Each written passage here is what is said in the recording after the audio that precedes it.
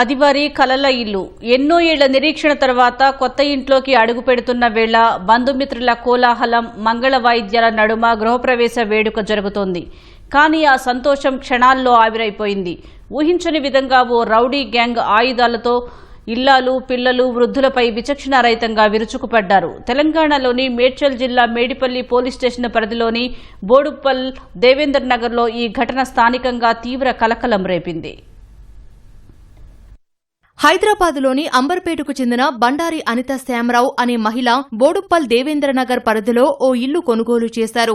ఆ ప్రాంతంలోనే తిరిగే ఒక గంజాయి బ్యాచ్ రౌడీ మూక సదరు ఇంటిని తమకు తక్కువ ధరకు విక్రయించాలని గతంలో అనితపై ఒత్తిడి తెచ్చింది. అందుకు ఆమె నిరాకరించారు. తమ కుటుంబ సభ్యులతో కలిసి శనివారం గృహప్రవేశ కార్యక్రమాన్ని ఏర్పాటు చేసుకున్నారు. ఇల్లు తమకు దక్కలేదనే కక్షతో రగిలిపోయిన స్థానిక రౌడీ గ్యాంగ్ పథకం ప్రకారమే గృహప్రవేశం జరుగుతున్న సమయంలో ఒక్కసారిగా ఇంట్లోకి చొరబడ్డారు.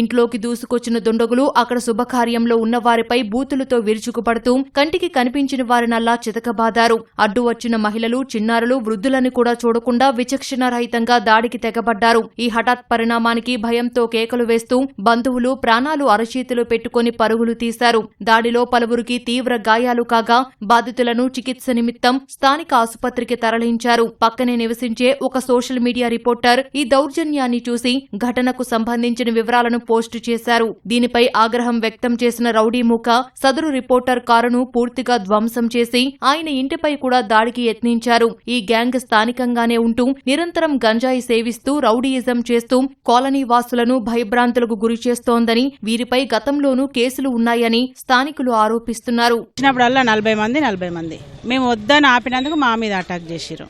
వీడియో తీస్తున్నాము, వద్దు ఎందుకు కొడుతురు అంటే రాళ్ళ తీసుకొని కొడితే మా ఆయన ఫోన్ కింద పడితే ఫోన్ తీసుకురు, ఈ కార్ని కొట్టిరు, స్కూటీలని మొత్తం జంసం చేసిరు. ఈ ఘటనపై దర్యాప్తు జరుపుతున్నామని, ఇప్పటికే 8 మందిని గుర్తించామని మేడిపల్లి సీఐ వివరించారు. వారిలో 2 నిందితులను అదుపులోకి తీసుకుని విచారిస్తున్నామని తెలిపారు. పరారీలో ఉన్న మిగిలిన 6 కోసం 3 ప్రత్యేక బృందాలతో గాలిస్తున్నామని సీఐ పేర్కొన్నారు.